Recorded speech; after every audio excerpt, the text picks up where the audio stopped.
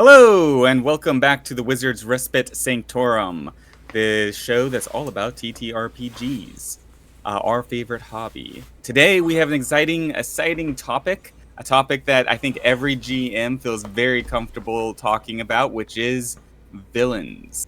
How to make a good villain, how to embody a good villain. What is a good villain at your game table? But before we jump into it, as always, I am not alone. I am here with my co-host and partner.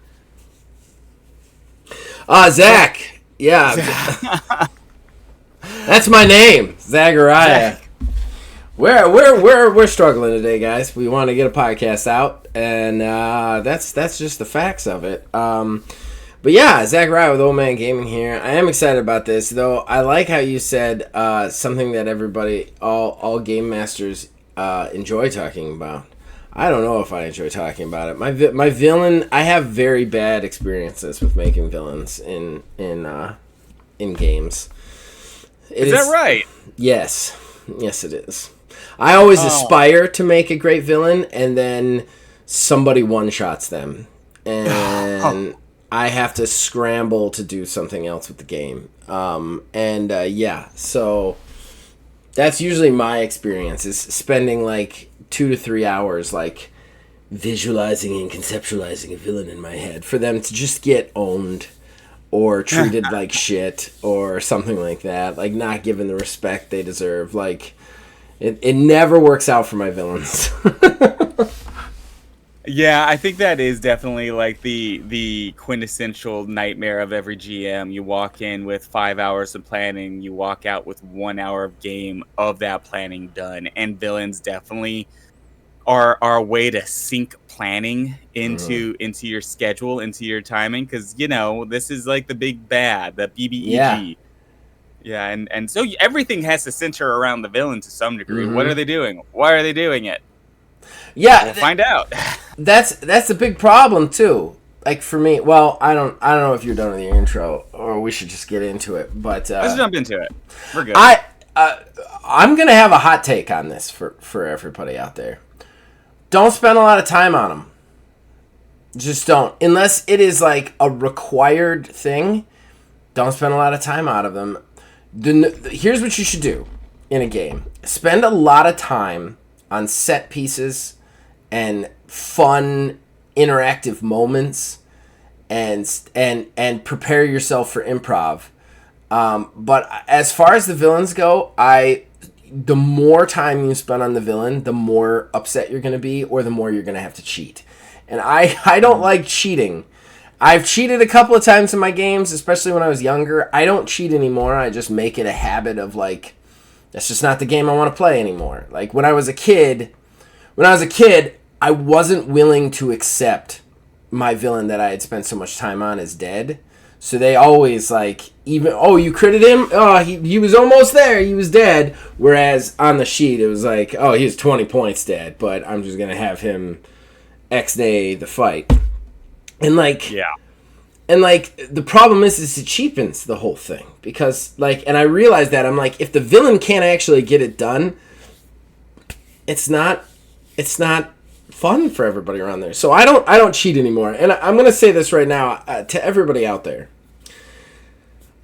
We could have done a show about cheating too. There's going to be digressions here, guys, today. My brain pathways are just like all over the place.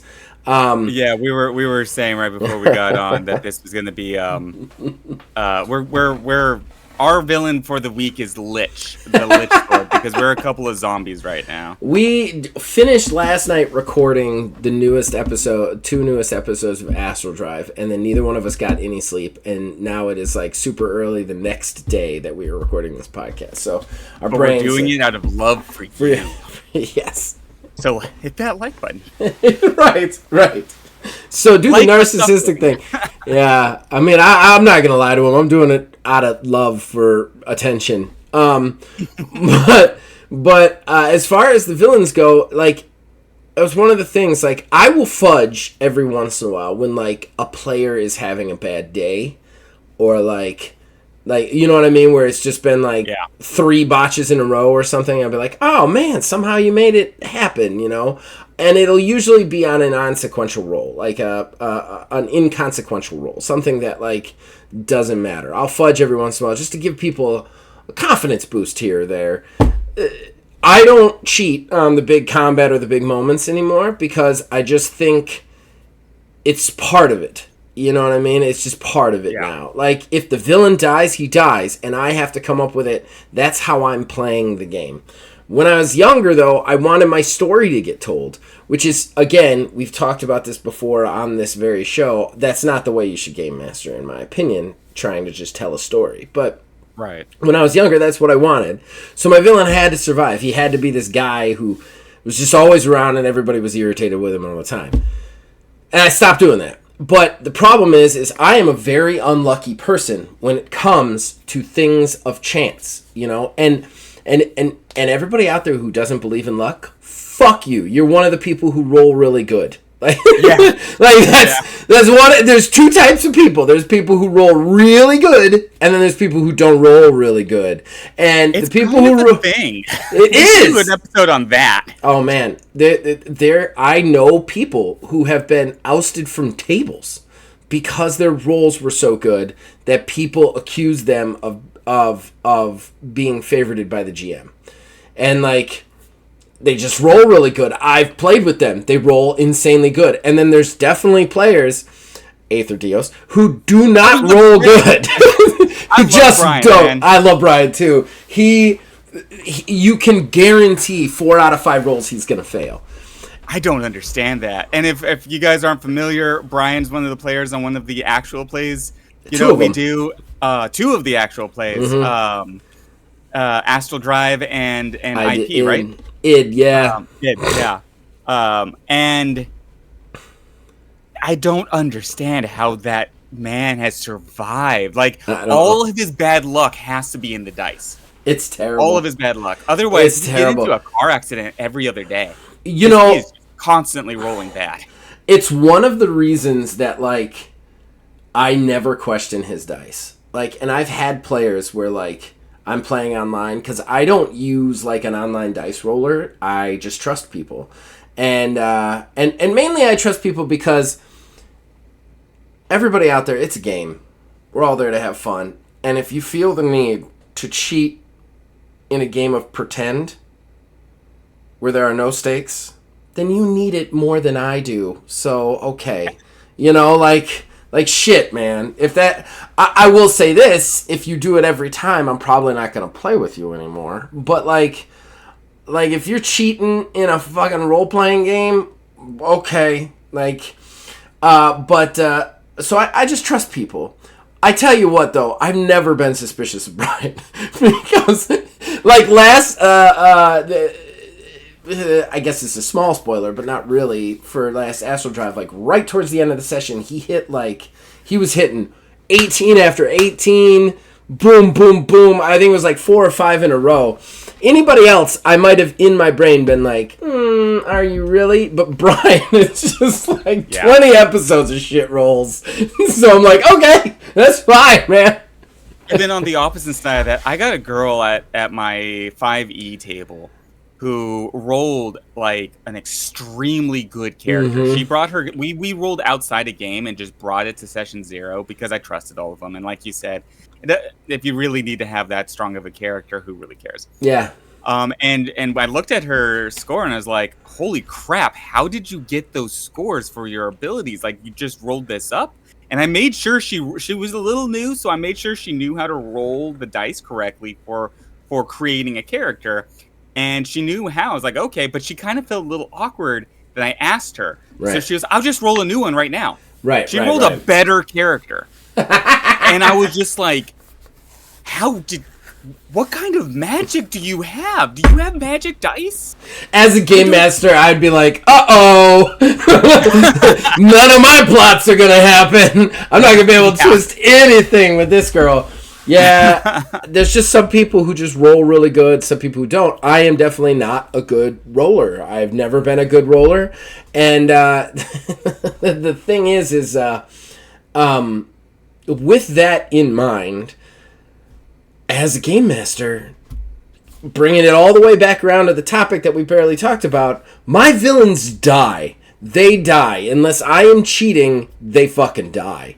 And so it is very hard for me. Like, I'm at a point in my life where, like, the villain and the bad guy need to not meet as long as humanly possible, and there always needs to be a reason for them not to fight. So that, like, if the good guy tries to fight them, there is a risk. And that is the one pointer that I will give Game Masters. Do that. If you want your villains to last, especially if you're not a good roller, always have a reason that when the bad guy, who the good guys hate, are in the same room together, they can't attack him. Okay?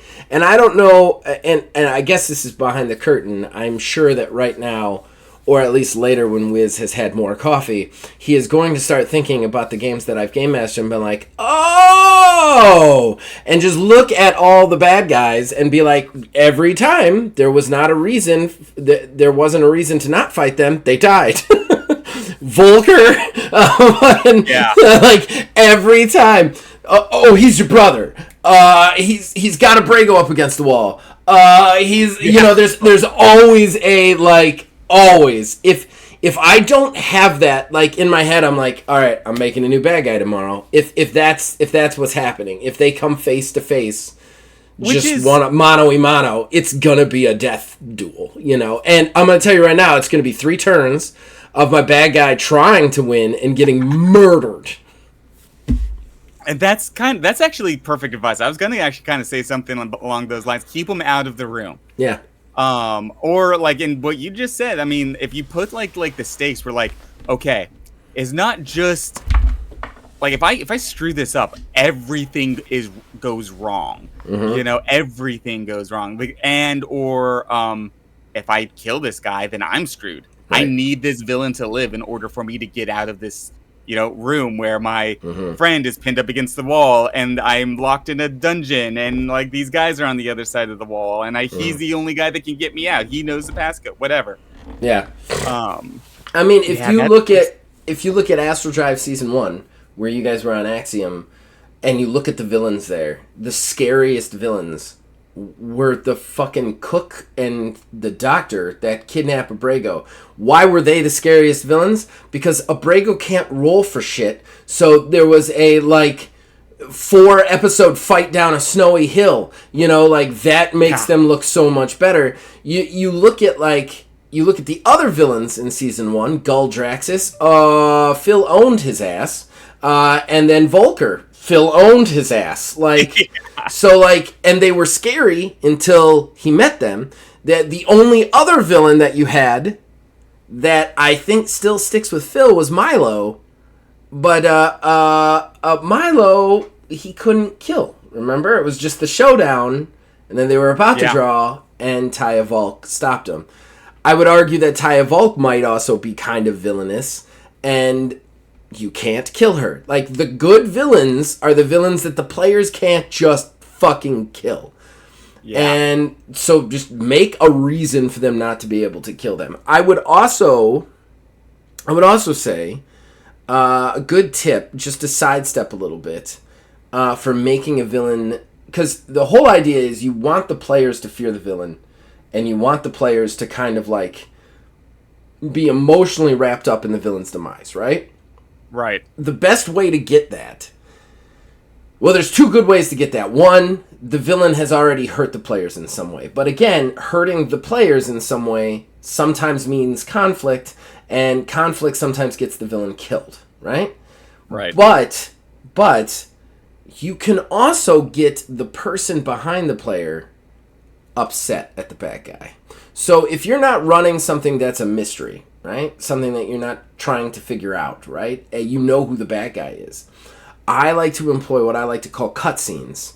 They are basically the TTRPG equivalent of a video game cutscene. Something that your player doesn't get to see, your character doesn't get to see, but you, the viewer, gets to see.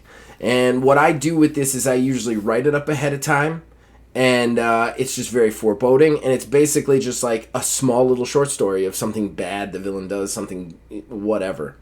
The other thing, if you don't have a table that if you have a table that you fear will metagame, or some newer players that will do it by accident, just make sure that whatever's happening doesn't give any details away about your plot or what they need to do. Instead, like, I'm going to tell a little story about how the bad guy kills this family. You know, that's not going to give them any information, but the family's going to be dead, and they're going to hate the bad guy a little bit more. So there's two ways to attack your players and two ways to make them respect the villain. And that is through, obviously, the characters themselves. And I think you can do that with much more experienced role players. But with players, like, go after the players. Like, make the players not like the bad guy before their characters even meet them. I'll be honest with you. We're playing Astral Drive last night, and there was a scene where my character wasn't there with Aether Dios, and he was basically talking to a space pope. And the more this space pope talked, the more Money I wanted Pope! to kill him. I wanted to kill him. Yeah. Tobias But, I Pelton mean- is a fun villain. he's a real fun villain. But I wasn't even there, and it was just like, just this guy is slimy. And yeah, you could just make a character slimy in one of your cutscenes, like you were saying, and you just want to mess that guy up. You just want to mess him up. Well, and again, the slimy villains usually have better ways to survive than the badass villains. A lot of players are going to want to sit down and make the Orc King, who's just like physically a brute force monster, right? Who's Right. just, I'm a badass and I fuck up everybody who fights me. Okay, that's fine. But I also want you to keep something in mind. For most tables, you have 3 to 4 people versus that one. Okay? So, Right. like, especially in D&D, like, that's a party game. All right? So that one character, no matter how powerful they are up against 4 other ones. All right? So you have to keep that in mind, number one. Number two, again, it's all a physical contest. If the players are better at building their characters than you are at building your bad guy, you've lost. Because when it comes down to combat, you end up in the place of pure statistics. Right. Whereas, I'm going to say this right now, my most successful villains have been slimy fuckers who, like, worm their way around, who have tons of henchmen, who have insulated themselves so that it's hard to get to them. Like, those are the characters that I have the most successful bad guys, because the players can't get to them, and when they can get to them, they always have a reason not to kill them. And like, that's like, and I'm not saying, like, I know there's a lot of people out there who are like, I don't want to make a slime ball bad guy. No, I get that. But you can do that in a lot of different ways. You can also make a hyper intelligent bad guy. Like, if you're looking at single mod, my system, and I know a lot of other systems are like this too, if it's a good system, it gives balances for how a character with charisma, manipulation, and stuff like that can deal with combat. And usually those perks, systems, whatever, are like, as long as you're not trying to kill the other person, they're more powered than the combat, because they're about stopping the combat, and that's more powerful than actually killing the other person.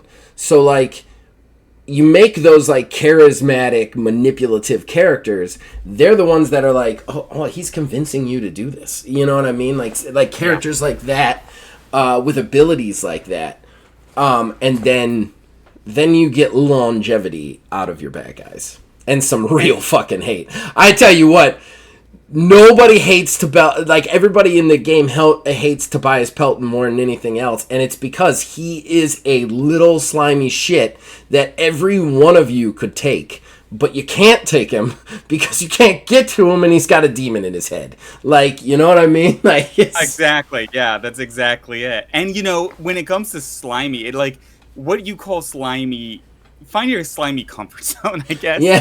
Tobias I mean, he's just like a liar and a manipulator. Yeah. That's one type of slimy. You could also have like a warlord that's just destroyed half of the country, and then your characters walk through a village that has been decimated, and now you're Mm-hmm. like, oh, this is another type of slimy. This is another Mm-hmm. type of evil that makes you Mm-hmm. feel like, oh, I hate that guy. Mm-hmm. There's a lot of different flavors of I hate that guy out there for you to pick from. Yeah, and I Um, know a lot of people want the big fight at the end, and I yeah, understand that. With the slimy characters, I would argue though, just make sure they have badass henchmen, like a lot of badass yeah. henchmen, and then you still get the fight at the end. It's just a different kind of fight, you know. And another besides the henchman, there's a number of like things that you could get creative with that draw out a fight in fun ways, not in Mm-hmm. like long slog ways, but Yeah. small things that the characters have to accomplish before they can get to the death blow, before they can Mm-hmm. even get to the villain. Yeah.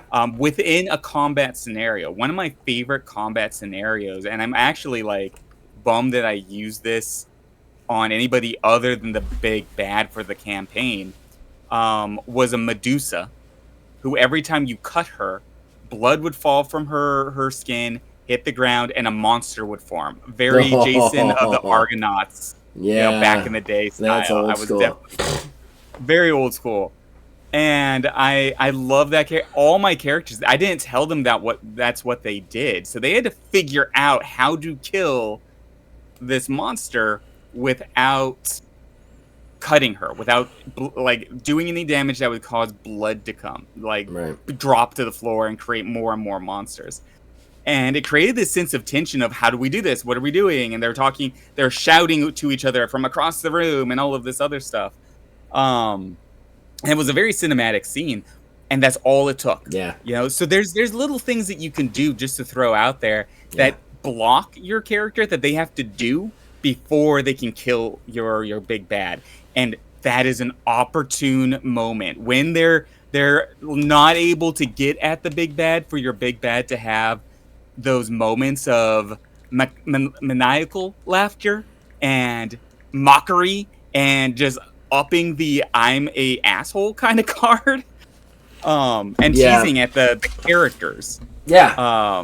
to just help incentivize the players to be angry and Yeah. emotionally invested in this villain's demise.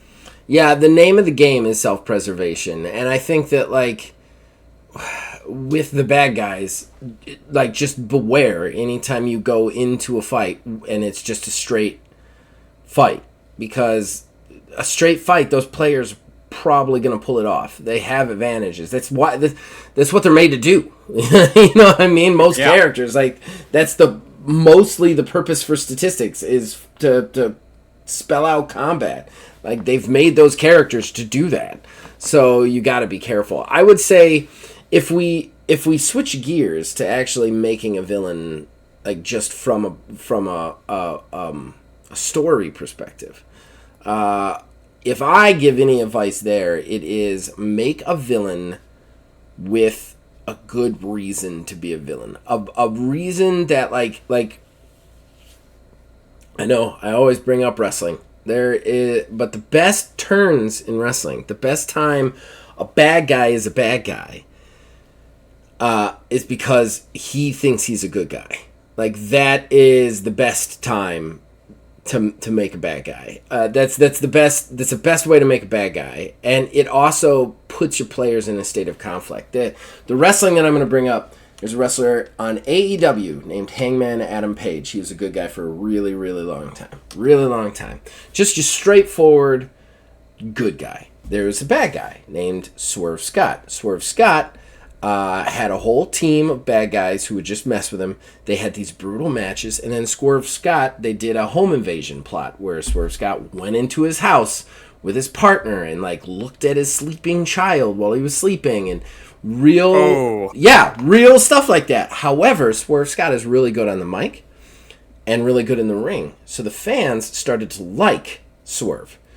So what ended up happening was he started to get liked and Hangman started to not get liked, even though Hangman was like, Swerve went into his house basically. So they made Swerve a face, and they made Hangman a bad guy, and Hangman just became obsessed with just ruining Swerve's life, and still is so, to the point where like he will do anything to, like, he will knock out his friends, he will hurt anybody. He's just a psychopath now. And it's just such a good turn, because me as a watcher, I'm like, dude, the guy went into his house, looked at his kid in his crib, like, yeah, of course. Then he hung him in a Texas death match by a chain. Like, that's how that match ended. So, like, yeah, he hates him. There's a whole triple threat where they were fighting for the titles. They were fighting for the main title. And Hangman purposely tapped out, losing the match and his own chance at the title, just so that Swerve couldn't potentially win. Like, that, yeah, like, that's how crazy it gets. Those kind of bad guys in role-playing games, that stands up true. Like, you want a bad guy who's like, here's what I am doing, and here's why it's the best thing that we could ever do, you know? And, like, those kind of bad guys are the bad guys that players will remember, you know? Sure. For sure. I think, so I posted this to Twitter, and I got a lot of responses to this question, which is one of the inspirations for this episode. Mm-hmm. If I had there's a lot of good advice out there. There was one that stood out to me, and I'd like to shout out this individual as well. They go by the handle of the Maze Library, at the Maze Library. Okay. She says, it's not about the bad guy, it's about the conflict. The friction between the protagonist and the antagonist should reflect people's inner conflicts. And she goes on to detail a little bit more about what that means, but in a nutshell, it was kind of opposing the good guys against the nature of the bad guys, and the bad guys against the nature of the good guys in some way. So either it's a reflection of the good guys' weaker qualities or their flaws, or just a straight antithesis to whatever it is they believe in. So if you have like a priest type character like Aether, or a Brago rather, or more of like a paladin, you could definitely throw an evil demon in there, and that's the opposite, you know? Mm-hmm. It's anti them. Yeah. Or if you have if your characters are good at making if your players are good at making flawed characters, you could throw a villain at them that exposes those flaws for flaws, Mm-hmm. and it's a little trickier to do that, and you do need players that enjoy playing flawed characters. I enjoy playing flawed characters.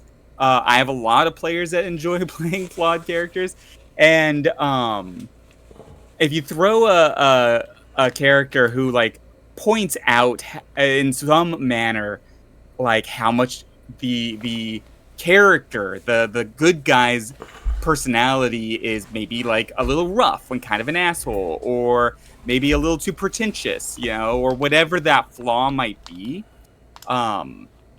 it kind of helps it gives the player an opportunity to role play, because it gives the player an opportunity to have something get under their skin, to bother the character on a personal level, not the player, but the character on a personal level. Yeah. Does that make sense? Yeah, I agree. I think that those are all really good advices. I mean, you want the core of a good villain is good role playing. So you want it to be something that I would also add to it. You want it to point to your strong suits as a player as well, even if you're the GM. Mm-hmm. So like if you're unsure about maybe an accent, or you're unsure about like a certain belief code or whatever, as to whether you could play that in a game, don't make that your main villain. Make that a side character. Your main villain should be something that like you can play with conviction, because if you play it with conviction, your characters will get more involved in taking him down. It won't feel like a token a token objective. You know what I mean? Like Yeah. you want the bad guy to feel as real as the players. When you're making a good villain, I mean, there are plenty of token villains out there. There's plenty of like, you're going into a dungeon, it's run by a lich, go kill the lich, you know, and you can Right. have plenty of fun with that. But if you're talking about a villain that truly like makes the players like, I gotta kill this guy, you know, or Yeah. I gotta stop him, you know, you want that villain to be as like take it like your character, make it like a character. And that's a great point, and I think you touched on something like if you're going into a dungeon and you just need to kill the lich, right? But let's say that you're a new GM and you're not sure about your big bad evil guy. He hasn't even made an a presence. You just know he's there. He hasn't been in the room yet, but you're not sure what you want to do with him, or you're not sure where your strengths are as a DM or a GM. Um, have them go into a dungeon, and the bad guy, the boss of the dungeon, could be a lieutenant, somebody, a throwaway, anything that doesn't need to be there forever.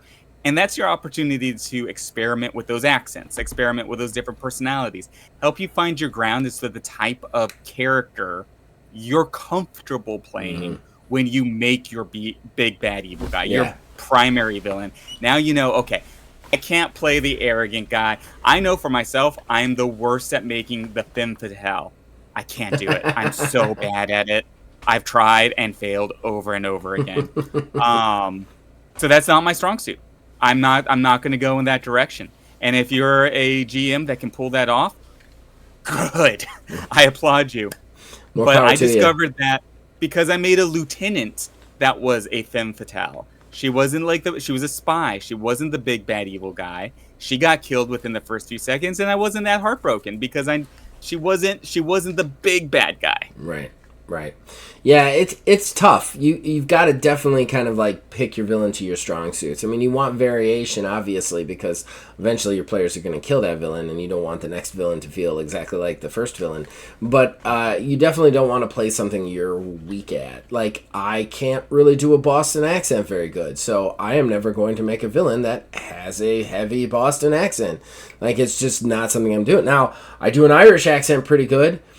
So you will definitely see a villain with an Irish accent, you know, like, and I love doing a villain with an Irish accent because they're scary as hell. Because everything they say sounds funny, but also frightening. Right. So like, you know, it's one of those things that like you just want to kind of play to your suits. Tobias Pelton, I can play Tobias Pelton. Tobias Pelton is a character that I would create for a game. You know, like that is something I would sit down to play. I mean, basically, he's the worst version of Preston Howlett that there could possibly be. So like, I think that like he is a character that I can play. I have a harder time with meatheads, I guess. I mean, that's more insulting, but you know, the big Yeah. like buff, I'm just gonna fuck everything up sort of bad guys. Mainly because whenever I go to fuck things up, I can't fuck things up, and the guy is like, how did this guy get in this position, you know? So there's nothing scary about them. But yeah, so I tend to like, those characters tend to be avenues to the bigger bad guys, you know, who are very often either heavy intelligence characters or slime holes, you know?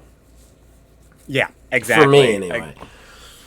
I definitely get that. That heavy intelligence is something that you can lean on, and you can go in a lot of different directions, and you can just like, because of the slime boldness of it, all you have to do is lie a lot as the villain, you know, Yeah. and be manipulative, and basically like that just gives you a huge amount of opportunity. Anytime you interact with a character, just try to screw around with them, you know. Yeah. Um, and you know, thinking a little bit about some of the other points I read online, and then some of the Yeah. other villains that I love villains. I think that's one of the reasons why I love being a GM, is because I get to play the villains. Yeah.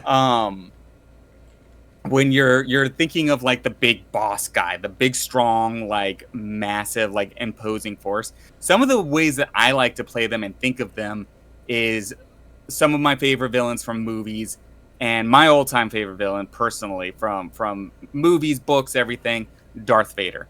He has Okay. always been my favorite villain, and he's not always a villain I play because he is a I, little trickier. yeah, yeah. I would actually argue I don't know that Darth Vader is a bad guy.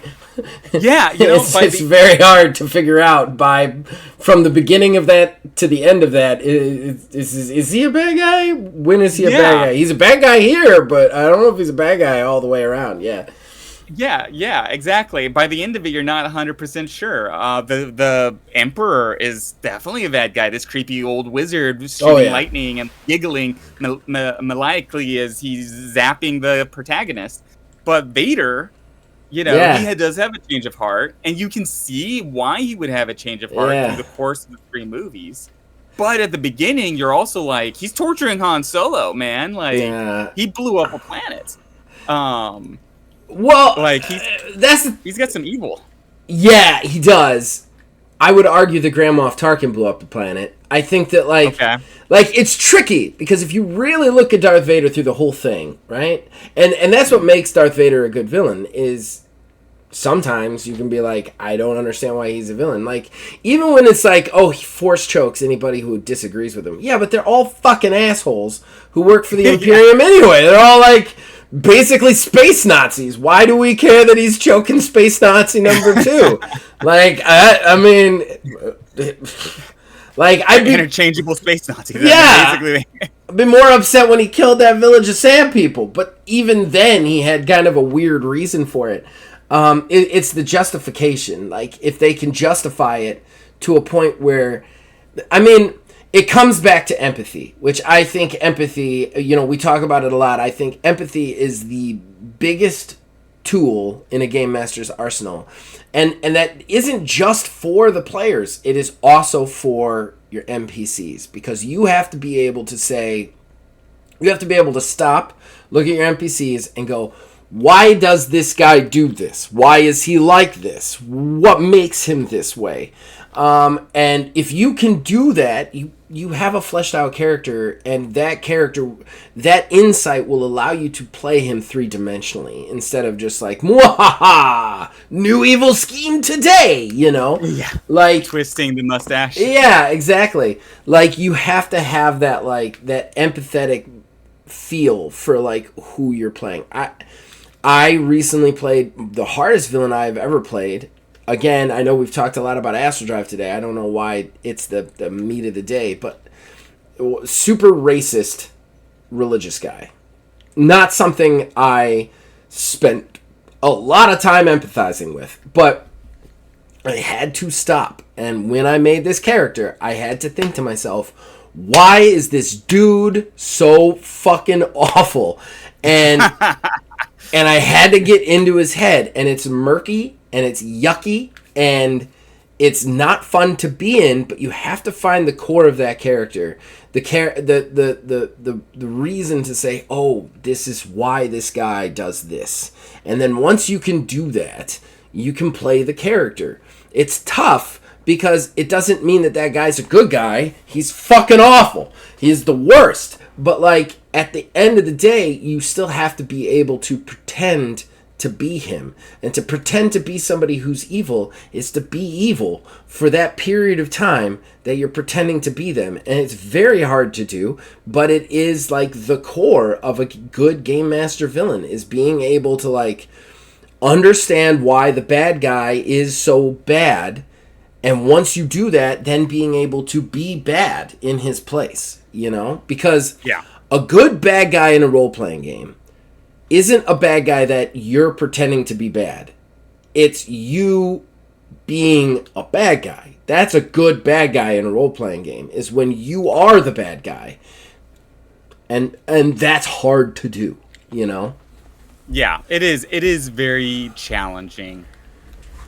And I think a lot of new game masters might feel a little on the intimidated side about trying to how to do this. They might sit down at their desk and be like, how am I going to write this guy? How am I going to write this type of villain and be this villain? And I think what you hit on was like make a list almost of like Mm-hmm. why did they become this? Yeah. You know, what are maybe some key character traits as a result of these things? Yeah. Yeah, everybody has had kind of like a bad moment that they've been a bad guy personally, like regrets. Everybody has regrets Mm-hmm. in their life. You can look back, and then obviously you're not looking back necessarily as being like a maniac who's just like detonated the weather machine, has destroyed Metropolis or whatever. Right. Right. But you can look back at moments where you've like done something stupid and made a mistake and think, okay, this guy's in the middle of doing something very stupid. We're just upping the stakes. Yeah. Why did he do it? Why did I get so emotional at that Yeah. one time? Why is this guy getting so emotional at this one time? Right. In their particular life. And Yeah. then you also have people that do the same thing. And so start thinking about those very antagonistic moments in your own life where you may have been the antagonist, or somebody you're related to, you're friends with, may have been an antagonistic person in a moment. Yeah. And then empathize with them, and then just swap the stakes. This isn't Thanksgiving anymore. It's now the Empire State Building and you're Lex Luthor, you know? I love that our villain talk has just boiled down to what the world needs, which I'm gonna say it right now. If everybody on the planet Earth, instead of when somebody said something that they thought was dumb or racist or ignorant, stopped before they responded and thought for just a second, why does this guy think this way?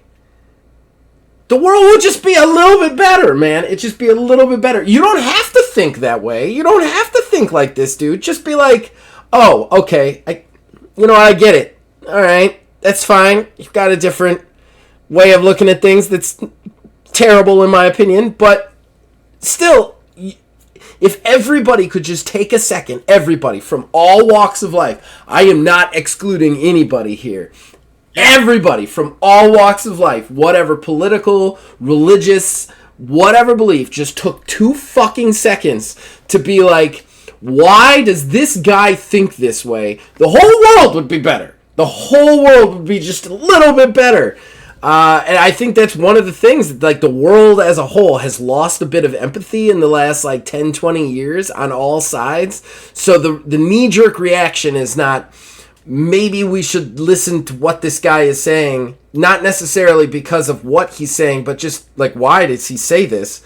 But, immediately just, fuck that guy! And, yeah. it's mind-numbing as a... Honestly, I think it's one of the reasons TTRPG Twitter is the only good Twitter out there, is because I have met on TTRPG people of all walks. I have met people from, far left, far right, weird religious beliefs. Every one of them retweet each other's shit when it comes to TTRPGs. They heart it. They like it. I think it's that role-playing thing. I think it's that fact that when you play a role-playing game and you spend a little time trying to be somebody else, it builds that empathy mechanic in your body that allows you to kind of understand somebody else's point of view. You don't have to agree with it. You just have to understand it, because once you understand it, you understand who they are. And, you don't even have to be around them. It's just once you understand what they are, you would have a little bit more restraint in your responses, And I think that, that TTRPG Twitter gets it because they all play role-playing games. They all play role-playing games. They all work out that empathy bone somewhere in their body, that goes, you know what? I get it. I understand what you're like. You know what I mean? Yeah. And that's the biggest tool for a game master, for a role-playing game player, for anything, is the empathy. If you can stop and put yourself in somebody else's shoes, and you can stop and you can make your brain go, what would I be like if instead of this happening to me, this had happened to me? Or instead of this happening to me, this had happened to me? That's the key of anything. And I think you want to make a good villain. That's how you make a good villain, is you stop and you go, why is this guy this way? Before you ever write anything fucking down, just stop and go, Like if you're like, oh, I want to make a bad guy who's like a Nazi. Why is he a Nazi? Like, and that's not a fun conversation to have with yourself because Nazis are bad universally. But why is he a Nazi? Why is he a fascist? Because there's a reason that guy's a fascist, you know? And it is a reason that for him makes perfect sense. And that's the hard part about making a villain is you have to make the villain make perfect sense to you, and villains don't make sense to people. They're bad guys. Like that's the point. Like they're outside the bounds of what it is. So like you have to go, oh, this guy's a fascist. Why is he a fascist though? Why does he think fascism is the way to go? You know? And if you could do that, you're gonna have a great villain. Yeah. I went on a rant there. I'm sorry. It was a loud, crazy rant. And to anybody listening, I apologize. I got on a little soapbox there. I try not to do that, but I did. I got on it, and we were all part of it. And I'm sorry. We're all gonna try and live in the world where I'm off the soapbox now. That's what we do. That's what we do on this show. We are very passionate about our favorite hobby, and there's no way for us not to get on these rants from time to time. I mean, hell, we're talking about villains, right? The villain rants, the monologue. This is how you do it. But no, I 100% agree. Like I've always said that like the most important part of being a GM is empathy. You have to understand where your players are coming from. You have to understand where their characters are coming from. And you have to understand where the NPCs are coming from and the villains are coming from as NPCs. And that requires a boatload of empathy. Right. Understanding their emotional state, understanding their emotional equilibrium, and getting inside their heads, because that's all we're doing is playing inside our heads. You know, even if you're doing like a serial killer character, like a compulsive murderer, like you would think to yourself, "Oh, I can't empathize with that." Okay, here's what you do for that. With a serial killer, they are broken in the brain. Like broken in a way that their brain makes them need to murder people. Okay, there's no reason for it. Like there's a pathway in their brain that does not connect in the right way and just goes, hey, I gotta kill people every once in a while or get really itchy. The best way to connect with that is to think about, because we all have shit. We all have shit. Maybe you drink too much. Maybe you smoke too much. Maybe, I have so many things that I do that is terrible. And if I don't do it, mellow yellow. If I don't have a fucking mellow yellow once every 3 days, I lose my goddamn mind. Like, coffee. Right, exactly. Now Too much coffee. Replace coffee with murder. That should be the name of this episode. Right there. That's the name of the episode. If I don't have my coffee, there's gonna be a murder. I'm just gonna say, there's one or the other. This is the reason why I'm on the podcast and not in prison. Replace coffee with murder, and you have a serial killer. Even that is... And that is empathy. That's empathy right there. Putting yourself in a position that this guy or girl cannot wake up in the morning and not murder. Like, it is physically impossible for them to not murder. They will die if they don't wake up and murder, You've been there. We've all been there. When I was a kid, I used to love these characters that were just like madness and evil for the sake of madness and evil. And they're fun to play, but at the end of the day, they don't make sense. And because of that, you kind of lose something with them. You want them to make sense, even when they don't make sense. If you want to do that type of villain, that's like fine, whatever. Yeah. But I would say also, if you're also trying to on that border of trying to make something a little bit more story-based, make that guy a lieutenant, the boss of a dungeon, not the big guy. Right. Not the guy you're really going for. If that's what you're if you're looking for more of a villain of the week, or this is a very casual game and you have a lot of people coming out, whatever the situation may be. Yeah, the twisting the mustache while the damsel is tied to the train tracks, classic cartoon villain, is just fine. But that's not when you really want the villain, that's when you need to deep down into that empathy and to that who is this guy kind of stuff. Yeah. Yeah, I agree. I agree. And if I might say one more thing, because I know we're running late on time now, you also have to roll with the punches of your players. Because I had a bad guy recently on an actual play. I'm not going to call him out, but the player hated him. Like, hated him so much, he would not listen to him monologue. And I'm going to tell you right now, that drove me fucking nuts. Because all I wanted to do with this bad guy was monologue. It was a game about monologuing, and I could not get a moment, because he would just pick up a rock and throw it at him. Like, even if he couldn't kill him, like, he was just not going to let him talk to him. And, like, that happens. That real time happens. That, like, your player is just like, fuck this guy. Everything he has to say, everything he has to do, and there's not going to be any evil laughs or anything. He's going to try and talk, and the guy's just going to talk over him. You got to be able to roll with it, because like you might have a really cool monologue plan, but your players do not give a shit about your monologue. Their characters want to kill that guy. And if you find yourself in that position, pat yourself on the back. You did the job. That's true. That's mission true. accomplished. You are now hated. That was your goal. You've turned friends into enemies. Well done. Exactly. On the next episode, we'll teach you how to get them back. Oh, we're canceled. Yeah. Yeah. Go ahead. I think we've accomplished a goal here with that one there, Zach. I think like turning your friends into figuring out what to do with your characters after they hate your guts. Yeah. Means that you've made it that far. Yeah, definitely, without a doubt. So, should we think about closing it out this go for it. This fine morning? Go for it. Well, before we do you have anything you want to plug before we jump out of this episode?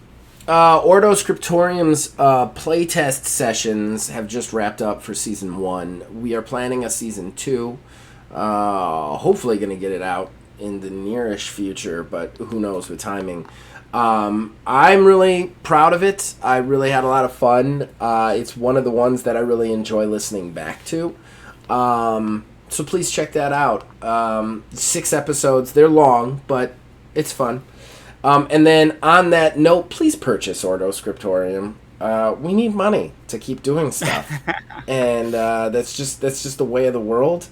And for us to make money, you have to give us money. We will give you products, but you have to give us money for the products.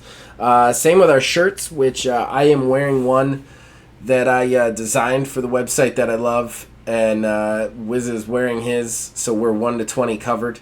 So check out wizardsrespite.com for all of those shirts. Plus, if you go to the Old Man Gaming tab under the shop tab, you can...